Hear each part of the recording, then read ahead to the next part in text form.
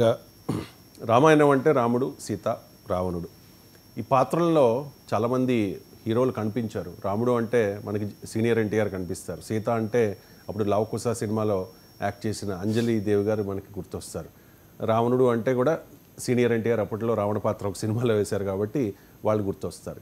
కానీ ఇప్పుడు భారతదేశంలోనే హైయెస్ట్ బడ్జెట్తో అంటే 4,000 కోట్ల రూపాయలతో ఒక సినిమా రూపొందించబడుతోంది. రామాయణ కథ ఆధారంగా. ఆ సినిమా పేరు రామాయణ.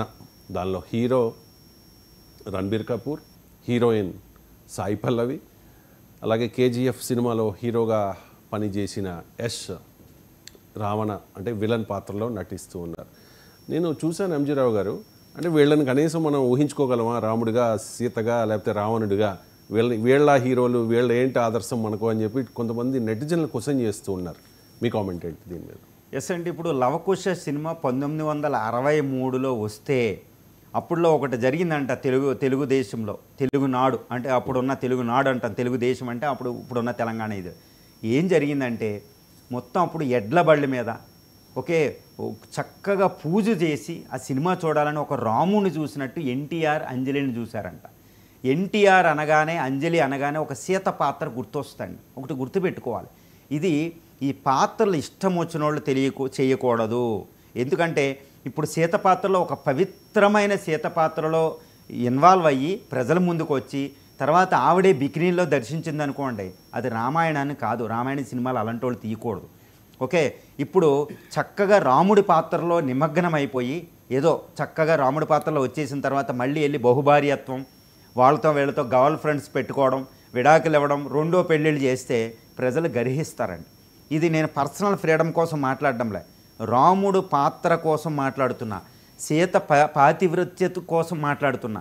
ఎందుకంటే ఇండియన్స్కి రామాయణ, ఇండియన్ డిఎన్ఏ అనే ఒకటి ఉంటుందన్నమాట. ఆ ఇండియన్ డిఎన్ఏకి ప్రధానమైన కాంట్రిబ్యూటర్ రామాయణం.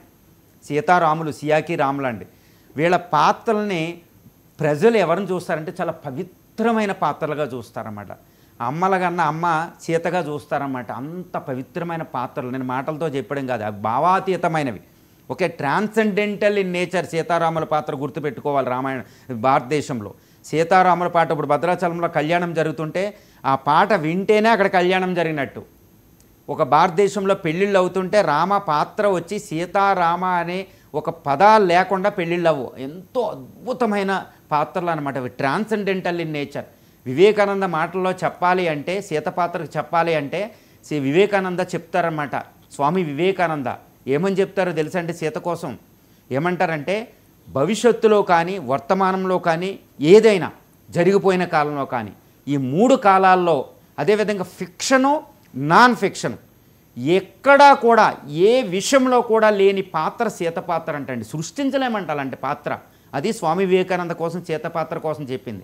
అలాంటి పాత్రలో నశించేవాళ్ళు ఒక్కసారి నటించిన తర్వాత బికినీల్లో కనపడితే ఎలా చూస్తారండి భారతీయులు? అందుకని నేను ఒకటే చెప్తానండి, ఎవరైనా సీతారాముల పాత్రలతో పోషించదలిస్తే జాగ్రత్తగా ఉండాలి. వాళ్ళకి హెచ్చరిక ఇది. ఒక అంజలి రాముణ్ణి అద్భుతంగా తెలుగు ప్రజలు ఆదరించారన్నమాట. ఇంకా చాలా భాషల్లో వచ్చినాయి. కానీ ఇప్పుడు సీతారాముల పాత్రలో ఉన్నవాళ్ళు ఇప్పుడు చూడండి, ఆది పురుషులో ప్రభాస్ని యాక్సెప్ట్ చేయలేదు. ఈ కృతి సనాం ఈరోజు బాయ్ ఫ్రెండ్తో ఇక్కడెక్కడ తిరుగుతుంటే, బిగినీలో తిరుగుతుంటే చూడలేకపోతున్నారు ప్రజలు. ఈ విషయాన్ని గుర్తుపెట్టుకోవాలి. ఎవరైనా తర్వాత ముందు పవిత్రంగా ఉండాలి, తర్వాత పవిత్రంగా ఉండాలి. ఎందుకంటే సీత పాత్ర కేవలం మీకు 600 కోట్లు 400 కోట్లు వస్తున్నాయని సీత పాత్రలో నటించకండి. కేవలం మీకు 1000 కోట్లు వస్తున్నాయని నటించకండి. బాగా కీర్తి వస్తుందని నటించకండి. పవిత్రత మెయింటైన్ చేయండి. ఫర్ ఎగ్జాంపుల్ ఎన్టీఆర్ గారు వీరబ్రహ్మానంద గారు స్వామి పాత్రను పోషించినప్పుడు, కృష్ణుడు పాత్ర పోషించినప్పుడు, రాముడు పాత్ర పోషించినప్పుడు ఆయన ఉపవాసంలో ఉండి ఒక అద్భుతమైన తేజస్తో నటించడం వల్ల ఆయన చీఫ్ మినిస్టర్ అయ్యారు. గుర్తుపెట్టుకోవాలి. తమిళనాడులో కూడా ఎంజీఆర్ కూడా అంతే, కర్ణాటకలో కూడా అంతే, మహారాష్ట్రలో అంతే, ఉత్తరాదిలో కూడా అంతే. గుర్తుపెట్టుకోవాలి, ఈ పాత్రలు పోషించిన వాళ్ళు పాతివృత్యాన్ని, ఆ సాక్రెడ్నెస్ని, ఆ పాత్రలకు తగ్గట్టు జీవితం లేకపోతే వాళ్ళు నశించొద్దు. మీరు 4,000 కోట్లు కాదండి, 10,000 కోట్లు పెట్టి తీసిన పీపుల్ యాక్సెప్ట్ చేయరు. ఇప్పటికి కూడా అయోధ్య రామ మందిరం నిర్మించినప్పుడు అప్పుడు సీతగా 1987లో వచ్చిన రామాయణంలో ఉన్న సీత పాత్రలో మనం చూస్తే దీపికా చిక్కిలే, అరవింద్ త్రివేదిని ఇప్పటికీ సీతారాముల్లో చూస్తారు. తర్వాత 2008లో వచ్చిన ఎన్డీటీవీ రామాయణంలో వచ్చిన దేవి బెనర్జీని, అప్పుడు గుర్మీత్ చౌదరిని, ఇప్పటికీ వాళ్ళిద్దరు భార్యాభర్తలు కూడా అయ్యారు, ఒక అద్భుతంగా చూస్తారు. రీసెంట్గా వచ్చిన సియాకి రామ్లో ఒక అద్భుతం, ఆశీష్ శర్మ, ఆ మదిరాక్షిక, ఒక అద్భుతమైన తన్మయత్వం పొందిందన్నమాట భారతదేశం. ఆ సీరియల్స్కున్న పాపులారిటీ కూడా ఈ పెద్ద పెద్ద సినిమాలు 1000 కోట్లు పెట్టేదానికి రాలేదు. కాబట్టి ఒకటేనండి, భారతీయులు కోరుకునేది ఏంటంటే ఈ రామాయణ పాత్రలో ముఖ్యంగా సియా రామ పాత్రలో నటించే వాళ్ళు పవిత్రతను మెయింటైన్ చేయండి.